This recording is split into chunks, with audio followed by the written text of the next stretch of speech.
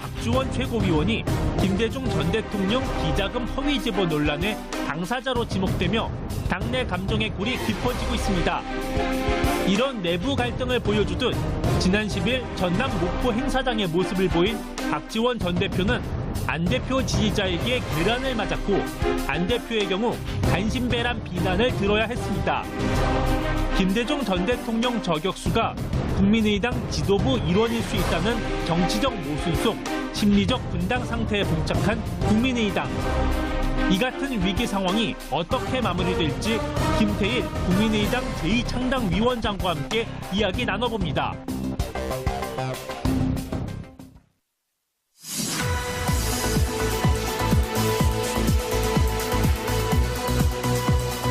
깨어있는 서울 시민을 위한 정직하고 알찬 프로그램 12월 12일 월요일 정봉주 품격시대 시작하겠습니다. 자, 첫 번째 주제, 바람잘 날 없는 국민의당입니다. 이 문제와 관련해서 함께 하실 두 분 모십니다.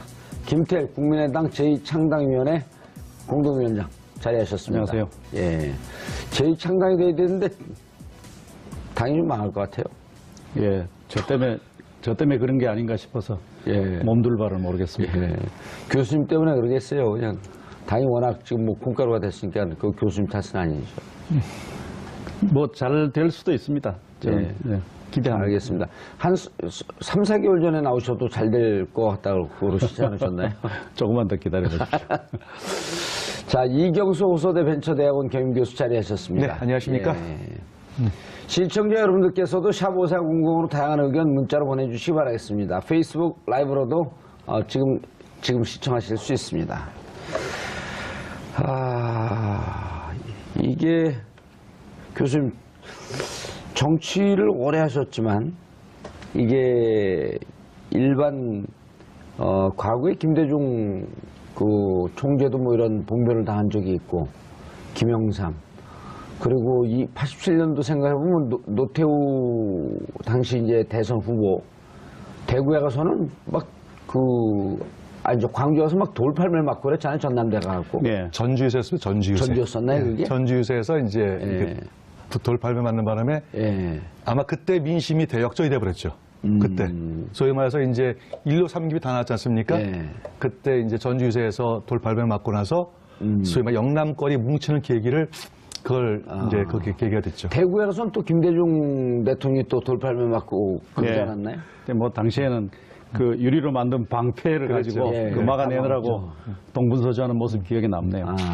그리고 뭐 선거 국면은 아니지만 그 정원식 총리가 여고대학교에 가서 그때 선거 국면이었어요. 지방선거. 그랬군요. 그래갖고 외대 출신 제가 그것 때문에 떨어졌습니다. 서울시의원 나갔다가. 네. 그래서 이런 일 겪으면은 되게 이제 피해를 입는 쪽이 좀 더 마음이 편해지고 또 정치적으로도 뭐 나쁘지 않은 상황이 되죠. 그런데 맞는 쪽이 늘 피해를 당하는 쪽이요. 왜냐하면 뭐 당하는 쪽에 이런 부당한 그 피해에 대해서 국민들이 다 동정하고 지지를 보낼 테니까요.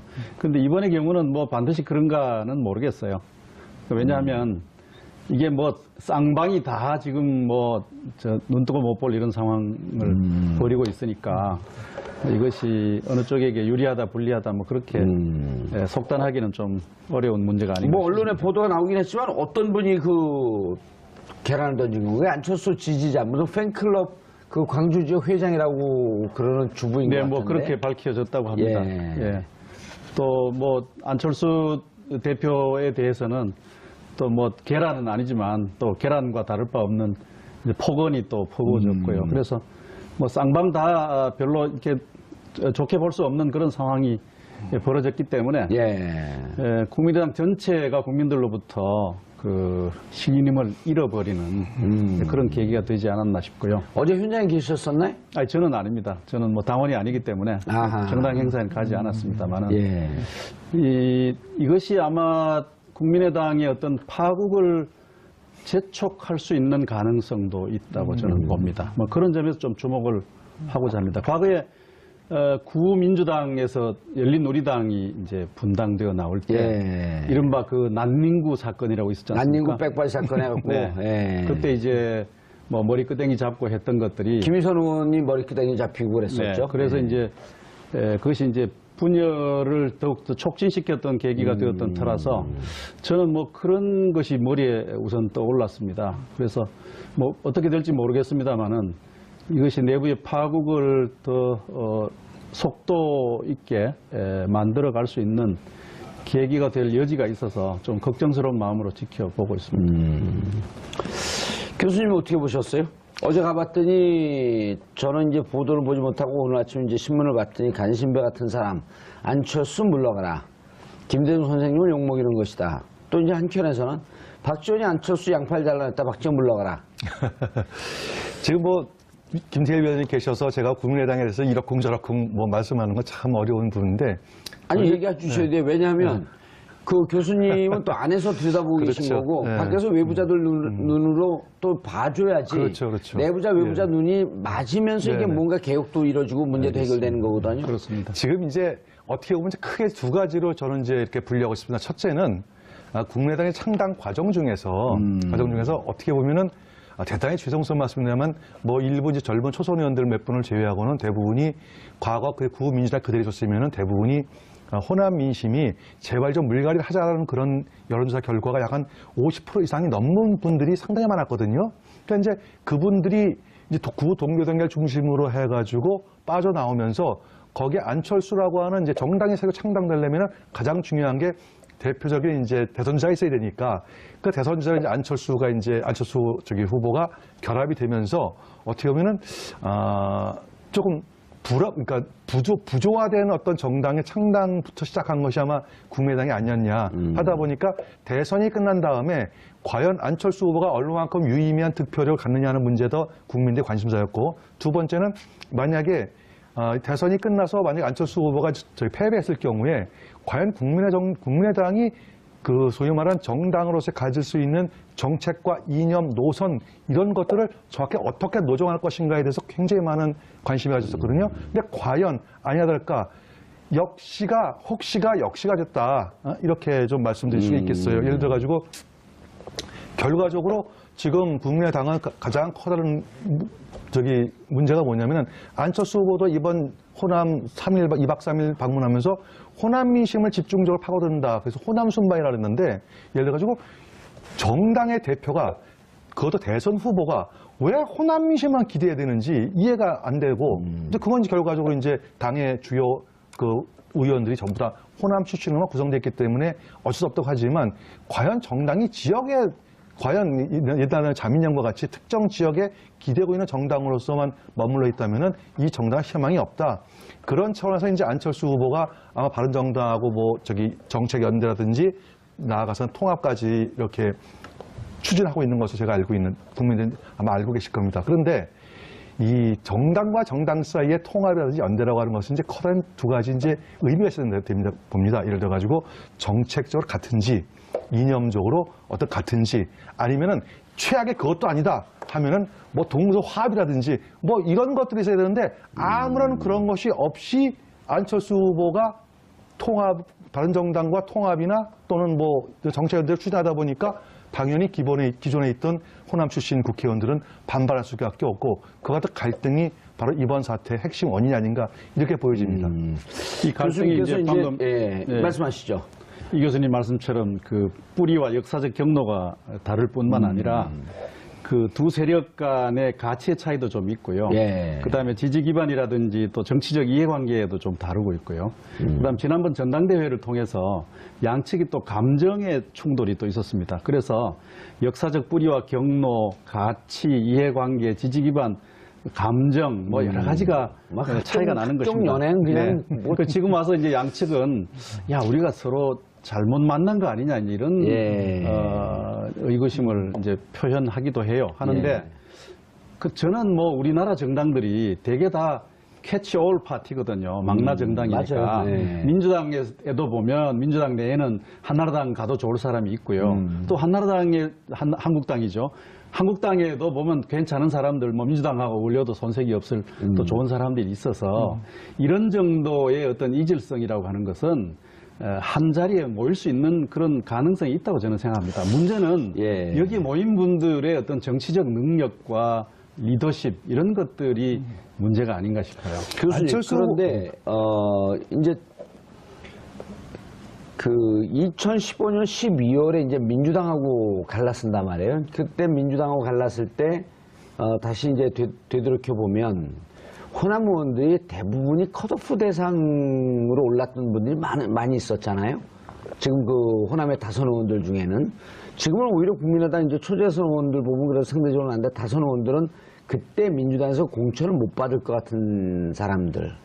그 다음에 안 대표 입장에서는 민주당에서 이러다가 대선 후보 못 되는 거 아니냐라고 하는 이러한 위기의식 두 개의 뜻이 맞아갖고 탈당이 됐단 말이에요, 그때 당시에.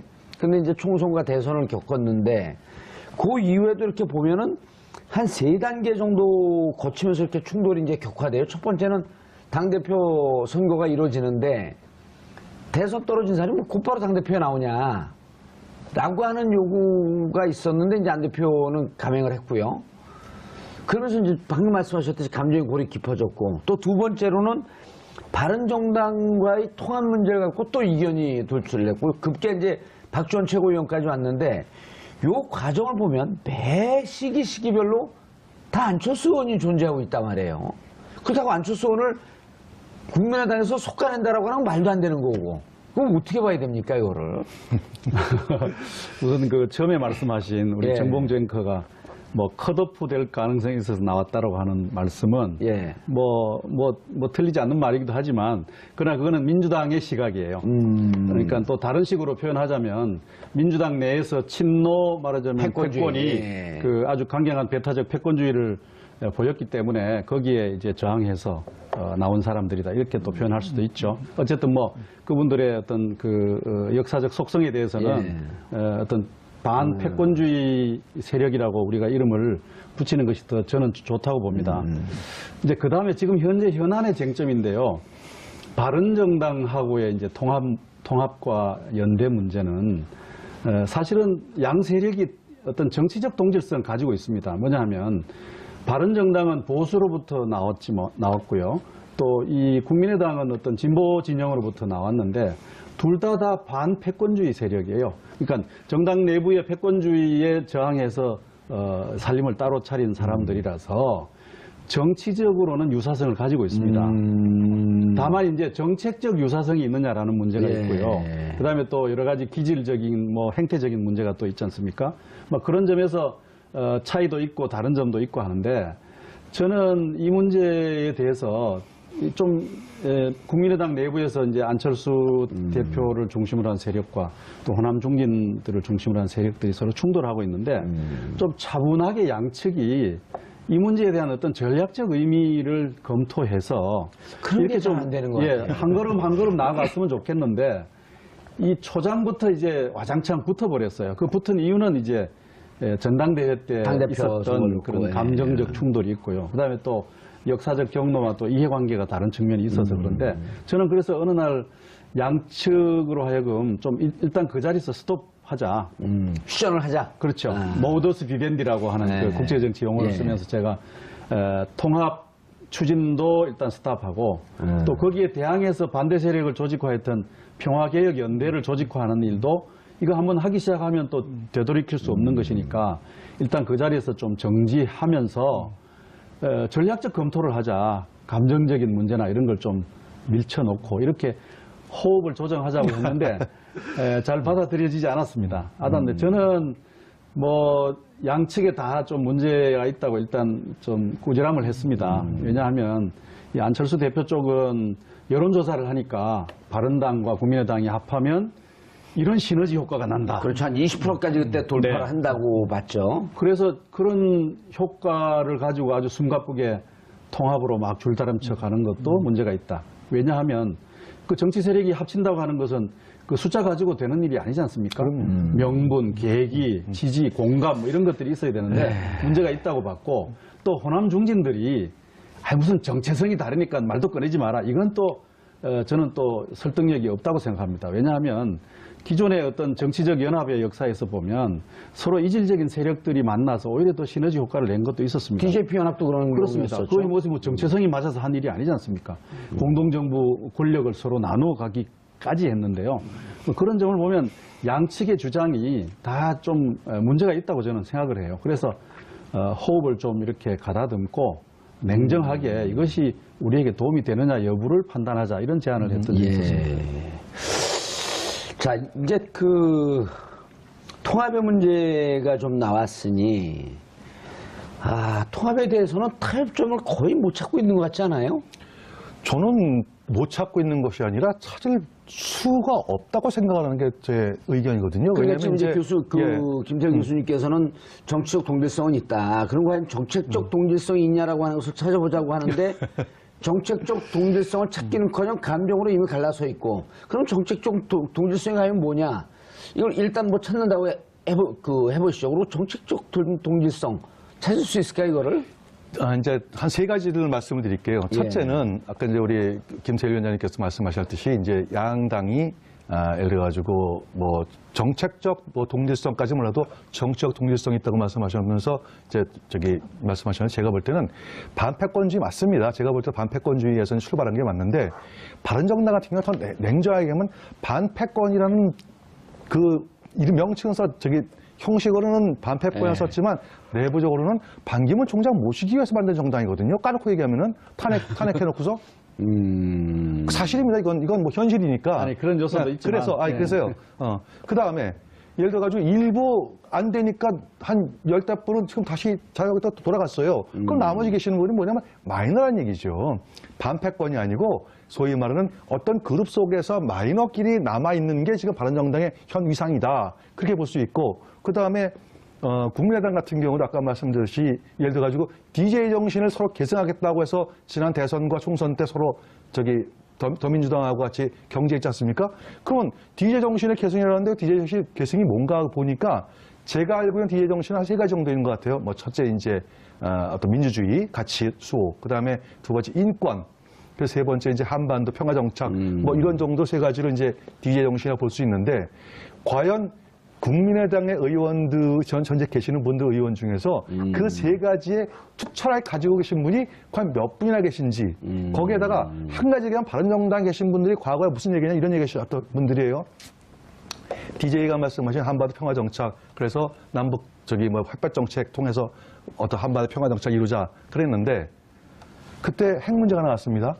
그랬더니 김대중 대통령께서 뭐라고 말씀하셨냐면은 북한은 핵을 만들 의사도 없고 능력도 안 된다. 북한이 핵을 개발하면 내가 책임지겠다 이렇게 말씀하시던 걸 갖다 굉장히 비판했던 분들이 지금 바른정당에 계시는 분들이에요. 이분들하고 어떻게 DJ 정신을 계승합니까? 그러니까 이거는 처음부터 되지도 않는데 안철수 대표가 지금 본인의 정치적 탈출로 때문에 억지로 하다 보니까 소위 말하는 컨센서스도 제대로 구성 안 한 상태에서 밀어붙이시러 가니까 당연히 호남의 다선 의원들은 안 된다. 강력 반발이 나오고 뭐 이런 것들이 가장 핵심이지 예를 들어가지고 뭐 당대표 할 때 뭐 조금 나왔다 그거는 격가지다. 이렇게 저는 좀 반론하고 싶어요. 아니 반론하셔야 돼요. 왜냐하면 이경수 교수님이 오늘 작심하고 양당 통합에 이게 정체성도 없고 정치적 일체성도 없다 그러는데 이렇게 보는 국민들이 실질적으로 여론조사를 하면 50%가 넘게 나옵니다. 국민의당과 바른당의 어떤 정치적 공통점이라고 하는 것은 우리나라 거대 양당이 오랫동안 분단 체제와 지역주의에 기생하면서 서로 상호의존을 하면서 적대적 상호의존을 해왔습니다. 맞습니다. 그런데 이 양당 체제가 얼마나 그 정치를 경직시키고 무능력하게 만들었냐는 건 우리가 잘 알고 있지 않습니까? 그런데 국민의당은 지난번 총선에서 국민들이 선택해서 그 의석수를 만들어준 겁니다. 금방 신생 정당에 대해서. 그러니까 거대 양당에 대해서 얼마나 국민들이 그 염증을 가지고 있느냐, 반감을 가지고 있느냐를 보여주었죠. 어쨌든 총선에서 다수당을 선택을 한 거니까요. 그렇습니다. 다당제를 선택했습니다. 그다음에 이제 바른정당의 경우는 총선에서의 국민의 선택은 아니었죠. 그렇죠. 그런데 어쨌든 박근혜의 그런 패권주의와 부패에 대해서 반대하고 방금 우리 이 교수님 말씀처럼 이제 그런 뭐 정치적 고려도 있었으리라고 봅니다. 그런데 이분들이 이제 나왔을 때 중간에 한번 대선 과정에서 돌아가려고 하지 않았습니까? 그랬을 때 국민들이 그것을 지켜주었습니다. 젊은 애들이 막 후원금을 보내고 문자 보내고 해서요.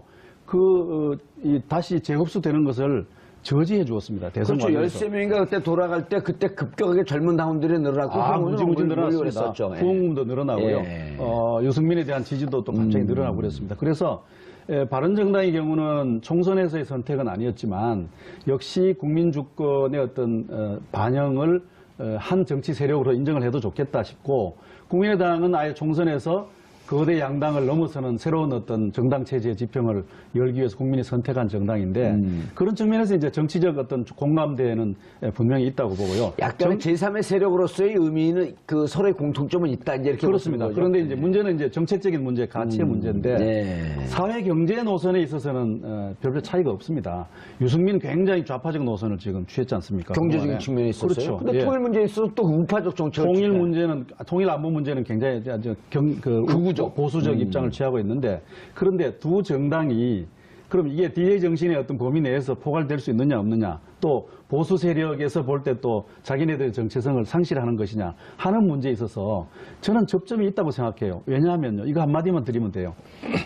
우리가 진보 세력과 보수 세력이 각기 남북 관계에 이루어놓은 두 가지의 큰 업적이 있습니다. 예. 하나는 72년도 7.4남북 공동성명은 그렇죠. 보수 정부가 했던 일입니다. 92년도에 남북 기본 합의서 역시 보수 정부가 했던 겁니다. 그다음에 2000년도 6.15 공동선언은 진보 대통령이 했던 거고요. 그다음에 14선언 역시 진보 정부가 했던 겁니다. 그래서 남북 관계에 중요한 이정표가 되었던 4개의 큰 업적 가운데서 2개는 보수 정부가, 2개는 진보 정부가 했습니다. 그런데 진보든 보수든 이 4가지를 부인할 사람은 아무도 없습니다. 누가 이걸 부인하겠습니까? 진보 세력도 7.4남북 공동성명과 남북 기본 합의서를 이정표로 하고 있는 것이고 또 보수 세력 역시 마찬가지로 6.15와 14선언을 부인할 수가 없는 상황이라서 이 중도 세력으로서 국민의당과 바른정당이 적어도 통일 문제에 대해서 접점을 만들지 못할 이유가 없다. 저는 그렇게 좀 낙관적으로 생각을 합니다. 근데 저게 저는 이 문제를 지적하는 거예요. 예를 들어가지고 좋습니다. 우리 위원장님 교수님 정치학에 대해 선배시니까 다 선배도 무시하고 막 공격해도 돼요. 다 동료들이고. 연공소열 없습니다. 토론에 무슨 다만 이제 연공소열이 이번 있어요. 그 예산안 통과를 할 때 이제 어떤 문제가 있었냐면 이제 바른정당에서 강력히 반발한 게 증세 문제.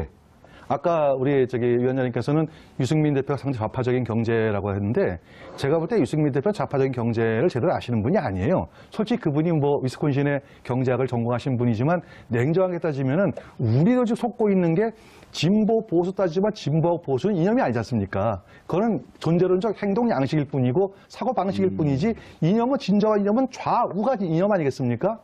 근데 유승민 대표한테 좌우 어느 쪽이냐 그러면 유승민 대표는 답변 못 해요. 그렇기 때문에 이번 예산안 통과할 때 바른정당이 강력하게 왜 증세 문제를 표결할 때 반대를 강력히 했고 이미. 근데 거기에 이제 국민의당은 당연히 이제 그쪽 찬성했습니다. 이번 예산안 통과할 때. 한국당은 바보처럼 이렇게 바른정당에서 반대했죠. 법인세 올리는 인상하는 부분에 대해서 반대한 걸 말씀하시는 거죠? 맞죠. 예. 그러니까 소위 말하는 이제 우리가 그냥 흔히 그냥 간단하게 좌우할 때 좌의 핵심은 뭐냐면 국가가 좀 적극적으로 개입해서 복지, 인권, 환경 이쪽으로 많이 좀 관심을 가져보자라는 거 아니겠습니까? 그런데 거기에 바른정당은 반대를 했어요. 반대를 했고. 그런데 반대한 분이 어떻게 제가 소위 말하는 좌쪽의 어떤 이념에 국민의당과 같이 할 수 있겠느냐 그 점에 있어서도. 그다음에 두 번째 사드 배치 문제도 아까 물론 이제 그 안보 문제는 달래서 하셨는데 사드 배치 문제도 바른정당 강력하게 사드 배치 지지한 정당이에요. 그다음에 국민의당은 전혀 반대한 정당 아닙니까? 그러면 가장 핵심 한국 사회에서 가장 정치적인 이슈 중에서 2개는 소위 말하는 증세 문제하고 안보 문제인데 여기가 완전히 다른 정당이 다르다. 어떻게 그걸 접점을 살 수 있다고 하시는지. 그러면 사드 배치를 교수님 넘어가시기 전에 그러니까 예. 이경수 교수님께서는 지금 국민의당 내부에서 안철수 대표를 중심으로 해서 바른정당과 통합을 하자라고 하는 주장하는 측이 있고 아니면 호남의 그 근거지를 둔 많은 호남의 다선 의원들은 정체성이 기본적으로 다르기 때문에 같이 할 수 없다. 라고 하는데 후자 쪽 견해에 대해서 더 동의한다 이렇게 말씀하시는 거죠? 그렇죠. 교수님. 사드 언격결에 이게 토론이 돼버리네 그냥. 사드 배치를 대선 때부터 반대했던 유승민이나 혹은 사드 배치에 대해서 모성 전략을 취하다가 결국은 사드 배치를 승인하고 지금 어쨌든 추진하게 될 수밖에 없는 문재인 정부와 차이가 뭐죠? 유승민 대표는 찬성을 했죠. 그러니까 사드를 애초부터 찬성했던 유승민이나 모성 전략을 취하다가 결국은 승인하고 이제 추진할 수밖에 없는 문재인이나 뭐가 차이가 있죠? 저는 안보 문제에 대해서는요. 이게 우리가 좀 이렇게 넉넉한 잣대로 이렇게 상황에 따라서 봐야 된다고 생각해요. 문재인 대통령이나 유승민 대표는 결과론적으로는 같은 길을 갈 수밖에 없는 문재인 대통령 결국은 승인하고 상황이 그렇게 되어 있다. 그렇습니다. 왜냐하면 상황이 그렇게 된 거잖아요. 그렇죠. 예. 그러면 햇볕 정책도 마찬가지죠. 햇볕 정책 남북한이 잘 관계를 만들어 가던 시기와 국제 환경이 좋던 시기에 했던 그 정책과 그 햇볕 정책은 튼튼한 안보와 남북한 대화입니다. 예. 그러니까 안보 문제를 김대중 대통령이 소홀히 한 적이 없거든요. 그랬을 때 이 두 가지 아마 김대중 대통령이 지금 이 자리에 계신다면 현재 북한에 대해서 아주 강경한 목소리와 아마 채찍을 들었을 겁니다. 저는 그렇게 생각합니다. 그래서 이 김대중 노선을 굉장히 경직되게 해석하고 자기 권력 투쟁의 도구로 이렇게 화석화시키려고 하는 분들이 저는 좀 문제가 있다고 봐요. 김대중 대통령의 노선은 뭐냐 하면 실사구시입니다. 이분의 철학의 핵실은 그렇죠. 실용적이죠. 실사구시입니다. 실사구시이기 때문에 김대중 대통령이 현재 이러한 안보 상황에서 여전히 대화가 능사고 대화밖에 없다 이렇게 말씀하시진 않을 거라고 봐요. 그런 점에서 신축성 있게 행동하는 예. 문재인 대통령도 저는 칭찬을 하고 싶고 국민의당이나 또 유승민 바른정당 대표도 역시 그러한 측면에서 우리가 좀 넓게 봐줄 수 있는 범위 내에 있지 예. 않나 하는 생각이에요. 교수님. 이거를 둘로 잘라가지고 예. 이거냐 이렇게 이제 이념적으로 알겠습니다. 몰고 가면 예. 차이가 더 커져 보이죠. 그러나 유승민 바른정당 대표가 잘못한 게 있어요. 이건 굉장히 문책을 해야 될 대목이에요. 왜냐하면 무슨 햇볕 정책이나 지역주의 문제를 얘기하면서 그걸 무슨 버리거나 변화시켜야 내가 통합이 응하겠다 이런 얘기 했지 않습니까? 제가 그 말씀을 그거는 여쭈려고 안하무인의 하는데. 태도이고 예. 그러니까. 정치인으로서는 이거는 빵점짜리 태도라고 그래서 이제 생각합니다. 그거를 좀 여쭈려고 하는데 네. 초창기에 이제 그 20명, 13명이 돌아왔고 이제 20명이 됐을 때 간시 원내교섭단체 됐을 때 그때 국민의당과 통합 얘기가 나올 때는 처음에 이렇게 강경한 자세였었어요. 햇볕 정책 부분에 대해서 분명한 입장을 얘기하고 햇볕 정책을 폐기하겠다라고 하는 얘기를 하는 조건 하에서 우리가 통합을 할 수 있다라고 하는 뉘앙스의 얘기를 하다가 9명이 빠졌고 11명이 되니까 이제 좀 다급해졌는지 이런 부분에 대해서도 우리가 충분히 국민의당 뜻을 알고 김대중 대통령도 그때 또 높이 평가를 해요. 하면서 상황에 따라서 여러 가지 환경들이 달라지기 때문에 대화할 여지가 있다. 이 부분에 대해서도 깊게 한번 같이 고려해 볼 여지가 있다라고 좀 유화적으로 후퇴를 했거든요. 말이 바뀌었죠. 네, 말이 바뀌었죠. 유승민 대표 문제가 있어요. 문제가 있고 문제가 없는 정치인이 어디 있어요? 다 문제가 있죠. 근데 그런 점에서 저는요. 국민의당 내에 지금 통합에 반대하고 있는 분들 예. 박지원, 천정배, 정동영 예. 이 세 분이 일정하게 기여한 바가 있다고 생각합니다. 왜냐하면 저는 이분들이 무슨 소리냐 유승민 대표 당신 말은 그 가당치 않은 얘기다. 예. 그런 통합은 있을 수 없어. 이렇게 일침을 놓음으로써 유승민의 대표 태도가 유화적으로. 변화하는데 일정하게 영향력을 주었고 또 안철수 대표가 막상 통합을 추진하는 데 있어서 국민의당의 교섭력을 증대시킨 것이죠. 그래서 저는 이것을 양측을 서로 분열적으로 보지 말고 박지원, 천정배, 정동영도 일정하게 통합 부분에 있어서 기여한 바도 있다. 뭐냐 하면은 바른정당에 대해서 교섭력을 증대시키는 역할을 해왔다. 예. 또 유승민의 어떤 태도를 변화시키는데 일정한 기여를 해왔다는 점에서 저는 인정을 하고 싶죠. 알겠습니다. 교수님, 설득력 꽤 설득력이 있어요. 그리고 처음서부터 얘기할 때와 다르게 입장이 좀 바뀌어서 바른정당과 국민의당도 약간의 접점이 생기는 것 같다. 그리고 대화 여지가 있는 것 같다. 문제는 내부의 갈등입니다. 예. 내부의 갈등이 오히려 지금 국민의당에서 통합을 반대하는 박지원, 천정배, 예, 정동영, 평화개혁연대 이분들이 바른정당 여기에 대해서 비판적인 시각보다도 오히려 내부의 안철수 지지 세력에 대한 비판적 시각이 훨씬 더 크거든요. 그렇죠. 감정의 골이 너무 깊어졌어요. 자, 그거 있잖아요. 지난번에 대선과 정책 이런 얘기가 있었어요. 예. 도대체 안철수가 안철수 대표라고 칭해 주세요. 예, 죄송합니다. 안철수 친구 아니잖아요. 후배잖아요. 예, 후배죠. 예. 안철수 후보가 도대체 어떤 성격이냐라고 하니까 월가족 편집장에 했던 이제 조갑재 그 양반이 그런 얘기를 하시더라고요.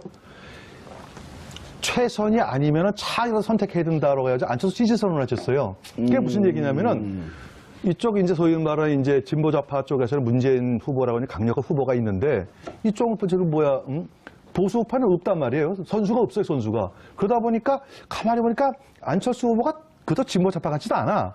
그러니까 차라리 여기라도 지지를 해가지고 문재인 후보의 집권을 막겠다라는 그런 의도가 상당히 깔려졌죠. 그래가지고 대구 경북부터 시작해가지고 상당히 영남 쪽에서 안철수 후보의 지지율이 쭉 올라가서 거의 뭐 1, 2%까지 추격하는 그런 양상 발생할 뻔했었죠. 뭐 했다, 뭐 안 했다 그런 설도 있었습니다만 어쨌든 그러다 보니까 안철수 후보의 가장 기본적 생각은 호남에 매몰돼서는 내가 다음번도 없다라는 생각 하시는 것 같아요. 그러면 그렇다고 해가지고 보수파의 본류로 들어간다? 이건 또 자기가 먹히는 일이고. 그러니까 소위 말하는 차기 대선 전략으로 중도 우파를 생각해가지고 바른정당하고 당대당 통합이 본인의 살 길이라고 해서 추진하는데 문제는 호남의 중진 의원들의 입장에서 과연 정치개혁이라든지 아니면 대한민국의 미래 그런 것들 보고 해서 안철수 후보를 찬성하고 반대하는 게 아니고 다음번 호남 민심이 어디냐가 그게 중요하지 않습니까? 당장 내년에 있을 지방선거 후년에 2년 있으면 또 총선이 벌어지는데 그때 내가 호남 사람한테 어떤 인식으로 받아들여가지고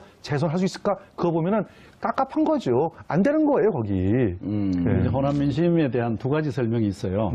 하나는 이제 호남의 유권자들이 정체성 투표를 한다는 주장이 있고요. 예. 하나는 이제 전략적 투표를 한다는 주장이 있어요. 정체성 투표란 것은 호남의 가치와 김대중 정신과 5.18의 어떤 역사성에 대해서 분명히 찬성하고 그것을 지지해주고 그것을 갖고 나갈 사람을 선택한다 하는 것이고요. 그것이 이제 가장 중요한 기준이라는 얘기죠. 그런데 이제 전략적 투표를 한다는 얘기는 호남의 가치의 어떤 확장성에 대해서 기대를 가지고 그것이 굉장히 중요한 어떤 선택의 기준이다. 그런 점에서 이제 다소 마음에 들지 않지만 전략적으로 확장성, 집권 가능한 또 세력을 확대할 수 있는 쪽을 지지한다 하는 것인데 현재 이제 호남 중진들의 주장은 호남 유권자들의 어떤 정체성 투표 경향을 대표하고 있고요. 그다음에 안철수 대표는 이제 확장성을 강조하면서 호남 유권자의 어떤 전략적 성격이 중요하다라고 하는 점을 부각을 시키고 있어요. 그런데 저는 양측 다 좀 공부를 해야 된다고 생각해요. 왜냐하면 정봉주님 그한 보십시오. 우리가 민주화 이후에요. 연합의 정치라고 하는 것이 이제 일상적인 정치 문법의 기초가 되고 있어요. 예, 그렇죠. 그래서 한 학자의 보고에 따르면은 87년 이후에 2009년도까지 연합의 정치 사례가 한 20건 있었다고 합니다. 그런데 2010년도에 그것이 꽃피었어요. 한번 기억해 보십시오. 2010년도의 지방선거는요. 거대 여당에 맞서기 위해서 야당과 시민단체와 노동자 뭐 온갖 조직들이 1대1 구도를 만들기 위해서 전국 방방곡곡에서 연합의 정치 실험을 했단 말이에요. 이른바 이제 무지개 연대라고 하는 거 그렇습니다. 이렇게도 해보고 저렇게도 해보고 뭐 지역 실정에 맞게 변형도 시키고 했지 않습니까? 그리고 2010년 이후에 지금까지 선거 때마다 연합의 정치였고 지난번 대선도 공동정부론 주장이 양측에 다 화두였지 않습니까? 민주당 쪽에서도 화두고 국민의당 쪽에서도 화두였습니다. 그래서 이 연합의 정치라고 하는 우리 한국 정치의 새로운 과제와 실험에 대해서 이게 지금 정치인들이 공부를 해야 됩니다. 뭐 이게 감정적인 싸움, 자기 개인의 어떤 정치적 행보와 관련된 어떤 이해관계 여기에 매몰되어서 이런 이 정치적 어떤 발전의 새로운 과제를 굉장히 미숙하게 다루고 있다는 생각이 들어요.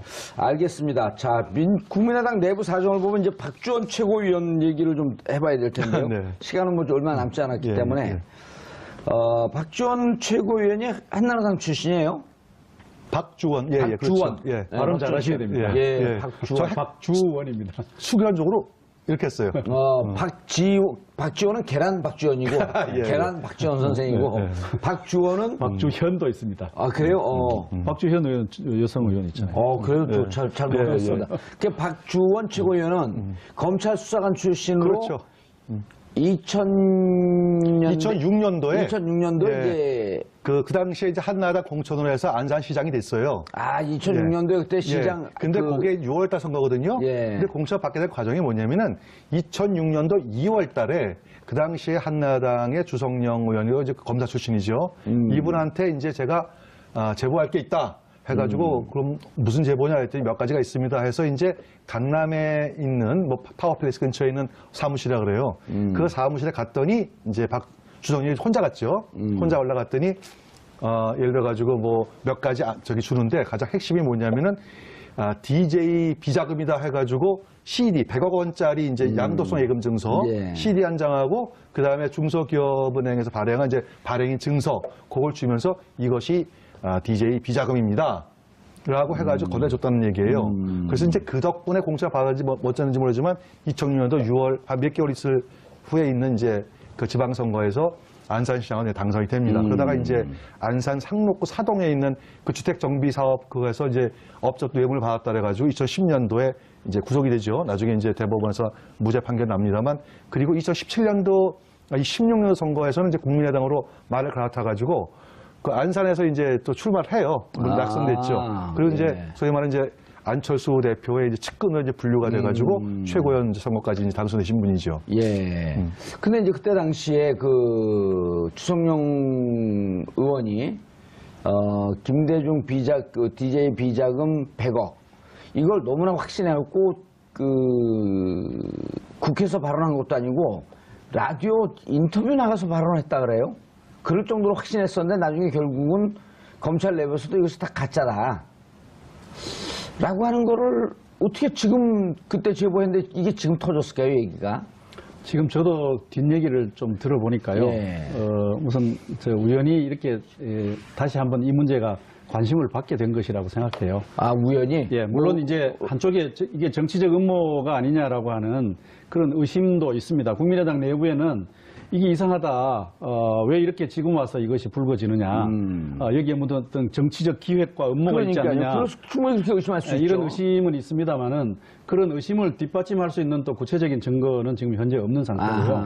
그다음에 또 이 일에 대해서도 당사자인 그 박지원 최고위원은 사실 아니라고 대하소설이다. 대하소설이다 얘기하는데 여러 가지 정황을 보면 뭐 의심을 사기에 충분한 그런 사건이 아니냐 싶어요. 예. 그래서 현재 국민의당이 이분을 즉각적으로 또 선제적으로 자리에서 물러나게 하고 이분에 대한 어떤 징벌을 이제 추진하고 있는 것은 저는 잘한 것이라고 봅니다. 근데 왜냐하면 초창기에는 또 안철수 대표가 진상조사를 좀 해봐야 되겠다 하면서 또 시간을 끌으려고 그랬었잖아요. 그러다 이제 입장이 좀 바뀌긴 했지만. 뭐 저 같으면 안 그랬겠습니다. 왜냐하면 이게 정치 집단이잖아요. 그러니까 법률적인 문제에 대한 검토가 있기 전에 정치적으로 필요한 그렇죠. 책임 있는 조치를 취하는 것이 정당이 해야 될 태도라고 생각합니다. 그래서 이런 정도의 정황적 증거만 가지고도 그 최고위원이 당을 대표하는 사람이니까 예. 선제적인 어떤 조치를 취하는 것은 필요하다고 보고 잘했다고 생각합니다. 알겠습니다. 지금 이제 민주당 국민의당 내부 이 갈등 좀 정리가 될까요? 되기가 쉽지 않습니다. 왜냐하면 굉장히 그 갈등의 골이 그럼 점점 더 교수님 깊어져 왔습니다. 재창당위원회 실패했다는 건가요? 실패를 자인하시는 거예요? 그래서 제가 혁신위원장 맡고부터 자꾸 갈등이 심화되니까 제 책임이 아닌가 싶은 생각도 드는데요. 그래서 저는 양측이 일단 좀 그 자리에서 그 중단하라라고 하는 모든 비밴디를 요구했으면 너무 감정이 깊어져갖고 더 나빠졌습니다. 예. 그래서 지금은 이런 상태를 계속 두는 것은 가장 나쁜 상황입니다. 그러니까 그 난 디시전 상태로 두는 것이 가장 나쁜 상태라서 양측의 두 분이 말하자면 대표격으로 나와서 이 문제를 어떻게 처리할 것인가라는 룰을 정해야 됩니다. 룰을 정하고 여기에 말하자면 그 과정 속에서 결론에 승복을 해서 갈라서든지 말든지 하는 것을 이제는 마지막 디시전을 해야 될 단계라고 생각합니다. 그게 안철수 대표의 리더십인데 그도 못하면 어떻게 됩니까? 그냥 계속 싸우다 맙니까? 그래서 저는요, 이 정당의 최고주의는 당원이지 않습니까? 예. 그래서 전체 당원이 투표를 하게 하든지 아니면 뭐 또 다른 어떤 대의기구가 투표를 하게 하든지 어쨌든 당의 결정기구에서 이 문제에 대한 결론과 매듭을 짓는 것이 현재 깨지는 것보다는 낫다고 생각합니다. 창당이든 해체든 무조건 그것은 전당에서 다른 기구에 위임할 수 없는 권한 아니에요. 네. 결국 전당대회를 해야 되죠. 알겠습니다. 이영수 교수님, 네. 여전히 부정적이시죠? 내부가 봉합될까요? 저는 갈라쓰는 게 맞다. 예. 왜냐면은 지금 이 사건 아니 갈라서는 것도 방법이 중요합니다. 서로 내가 이 국민의당 지키고 너네가 나가라, 네가 가라 하와이 이런 거거든요 지금. 사실은 왜냐면 근데 이제 제일 좋은 방법은 해체하게 되면 비례대표도 살고 그렇죠, 그렇죠. 새롭게 창당하는 과정을 갈 수 있는 거거든요. 네, 차라리 저는 예전에 새누리당인가요? 거기도 해체하라고 그런 주장한 적이 있었거든요. 국민의도 마찬가지예요. 차라리 저럴 바에는 해체해가지고 새롭게 틀을 짜는 게 안철수 대표의 미래도 있고 그 다음에 또 저쪽도 각자 갈 길 가는 거죠. 그러니까 저는 해체를 하든 아니면 분열을 하든 아니면 바른당하고 통합을 하든 당원에게 맡기자는 거죠. 당원에게 맡겨서 결정하게 하자. 어쨌든 그 룰을 양측의 그 준비위원이나 뭐 이런 심판 두 명이 나와서 룰을 만들고 최종적으로 전당대회를 통해서 입장 결정을 하자. 예, 제가 오늘 제2창당위원장으로서 공개적으로는 처음 하는 것입니다만 제가 그런 제안을 양측에다가 오늘 이 자리를 떠나서 하려고 합니다.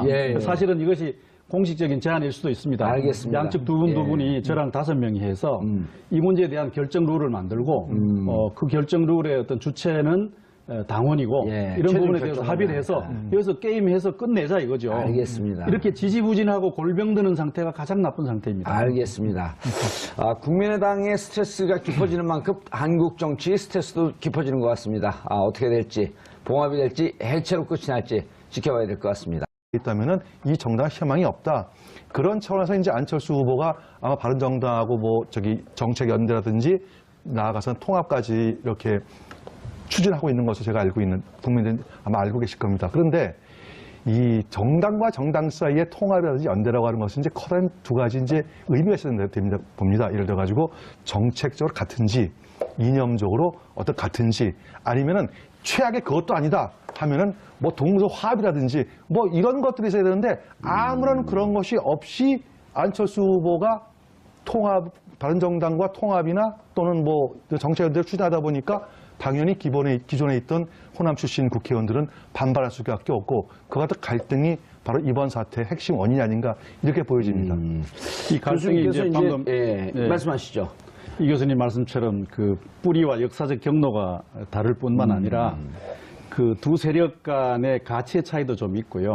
그다음에 지지 기반이라든지 또 정치적 이해관계도 좀 다르고 있고요. 그다음 지난번 전당대회를 통해서 양측이 또 감정의 충돌이 또 있었습니다. 그래서 역사적 뿌리와 경로, 가치, 이해관계, 지지 기반, 감정 뭐 여러 가지가 차이가 나는 것입니다. 연행 그냥 지금 와서 이제 양측은 야 우리가 서로 잘못 만난 거 아니냐 이런 의구심을 이제 표현하기도 해요. 하는데 저는 뭐 우리나라 정당들이 대개 다 캐치 올 파티거든요. 망라 정당이니까. 민주당에도 보면 민주당 내에는 한나라당 가도 좋을 사람이 있고요. 또 한국당이죠.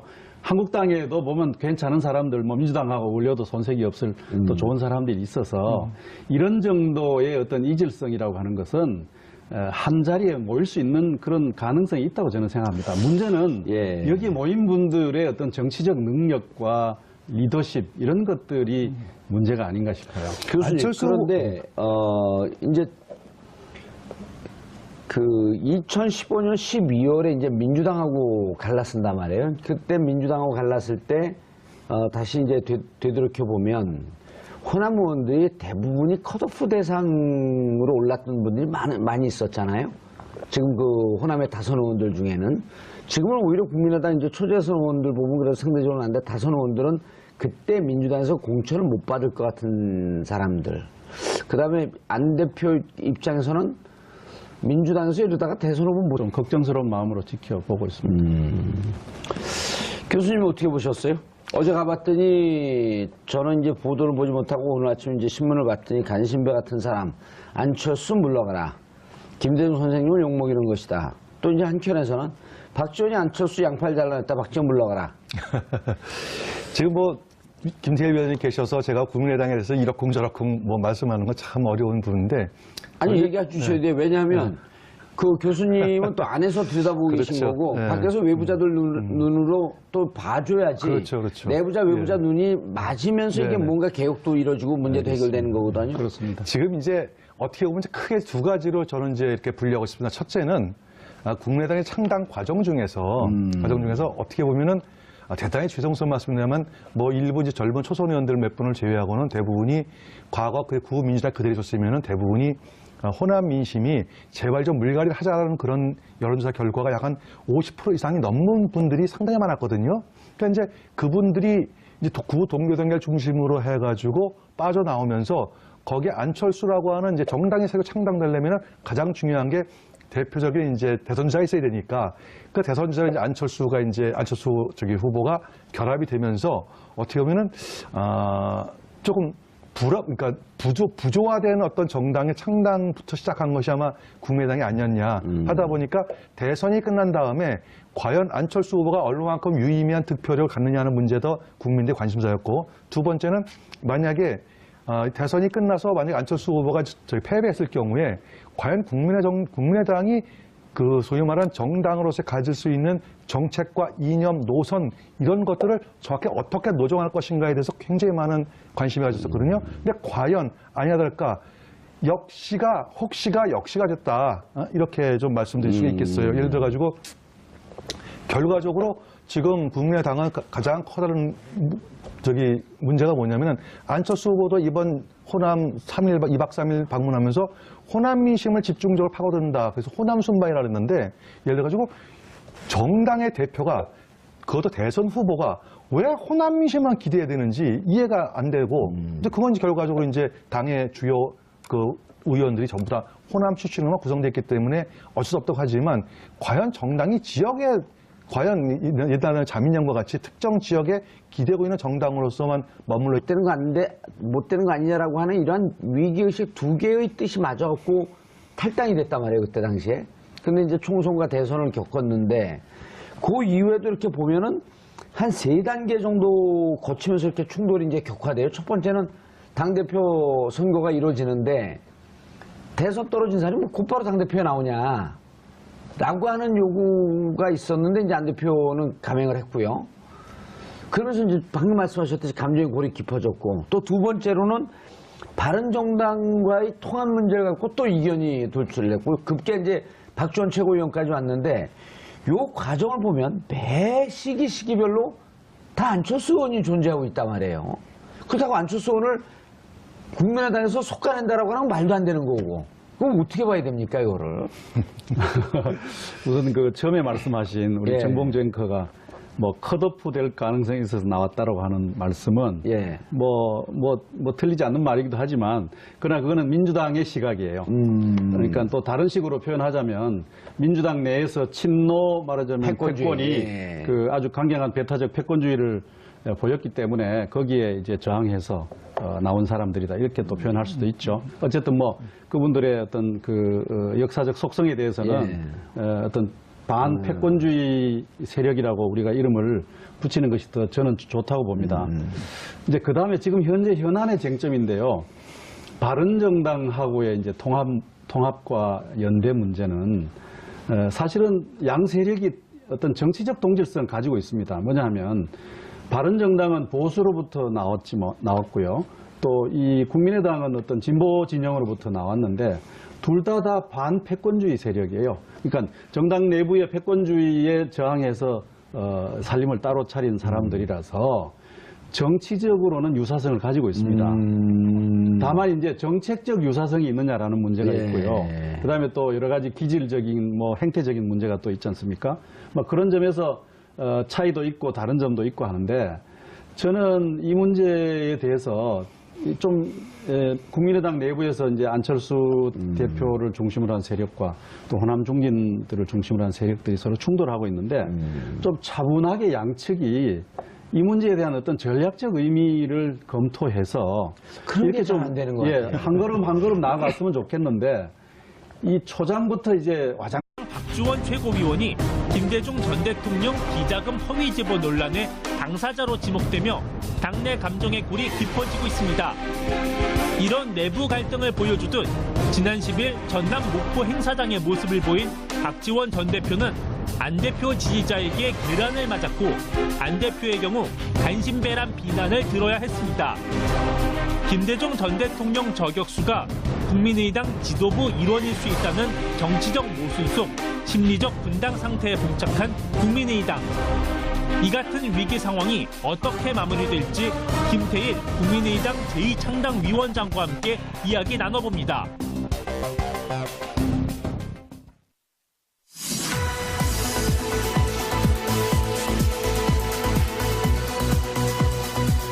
모든 서울 시민을 위한 정직하고 알찬 프로그램 12월 12일 월요일 정보지 부교실에 시작하겠습니다. 자, 첫 번째 주제, 바람 잘 날 없는 국민의당입니다. 이 문제와 관련해서 함께 하실 두 분 모십니다. 김태일 국민의당 제2창당위원회 공동위원장 자리하셨습니다. 안녕하세요. 예. 제2창당이 돼야 되는데 당이 좀 망할 것 같아요. 예, 저 때문에 그런 게 아닌가 싶어서 몸둘 바를 모르겠습니다. 예. 교수님 때문에 그러겠어요. 그냥 당이 워낙 지금 뭐 콩가루가 됐으니까 그 교수님 탓은 아니죠. 뭐 잘 될 수도 있습니다. 기대합니다. 알겠습니다. 한 3, 4개월 전에 나오셔도 잘 될 것 같다고 그러시지 않으셨나요? 조금만 더 기다려주십시오. 자, 이경수 호서대 벤처대학원 겸임교수 자리하셨습니다. 네, 안녕하십니까? 시청자 여러분들께서도 샵5400으로 다양한 의견 문자로 보내주시기 바라겠습니다. 페이스북 라이브로도 지금 시청하실 수 있습니다. 이게 교수님 정치를 오래 하셨지만 이게 일반 과거에 김대중 그 총재도 뭐 이런 봉변을 당한 적이 있고 김영삼 그리고 이 87년도 생각해보면 노태우 당시 이제 대선 후보 대구에 가서는 막 광주에 가서 막 돌팔매를 맞고 그랬잖아요. 전남대 가갖고. 네. 전주유세였어요. 전주유세. 전주였었나요, 그게? 전주유세에서 이제 이렇게 돌팔매 맞는 바람에 아마 그때 민심이 대역전이 돼버렸죠. 그때. 소위 말해서 이제 1로 3급이 다 나왔지 않습니까? 그때 이제 전주유세에서 돌팔매 맞고 나서 소위 말 영남권이 뭉치는 계기를 이제 그게 계기가 됐죠. 대구에 가서는 또 김대중 대통령이 또 돌팔매 맞고 그러지 않았나요? 뭐 당시에는 그 유리로 만든 방패를 가지고 그 막아내느라고 동분서주하는 모습 기억에 남네요. 그리고 뭐 선거 국면은 아니지만 그 정원식 총리가 여고대학교에 가서 그때 선거 국면이었어요. 지방선거. 그랬군요. 그래갖고 외대 출신 제가 그것 때문에 떨어졌습니다. 서울시 의원 나갔다가. 네.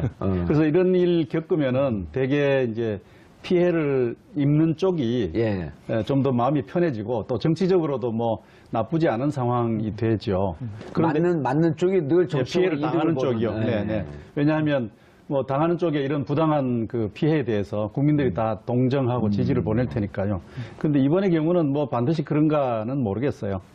왜냐하면 이게 뭐 쌍방이 다 지금 뭐 눈 뜨고 못 볼 이런 상황을 벌이고 있으니까 이것이 어느 쪽에게 유리하다 불리하다 뭐 그렇게 속단하기는 좀 어려운 문제가 아닌가. 뭐 언론에 보도가 나오긴 했지만 어떤 분이 그 계란을 던진 건가요? 안철수 지지자 무슨 팬클럽 그 광주 지역 회장이라고 그러는 주부인 것 같은데. 뭐 그렇게 밝혀졌다고 합니다.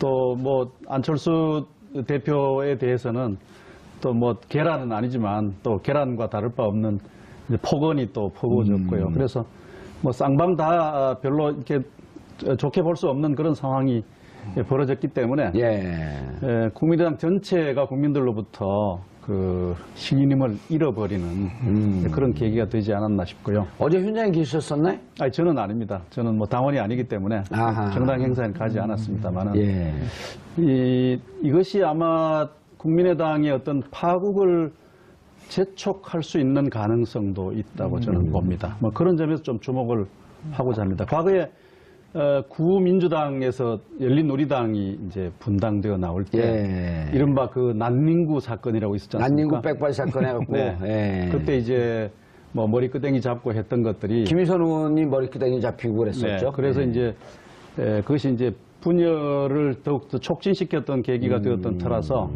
저는 뭐 그런 것이 머리에 우선 떠올랐습니다. 그래서 뭐 어떻게 될지 모르겠습니다만은 이것이 내부의 파국을 더 속도 있게 만들어 갈 수 있는 계기가 될 여지가 있어서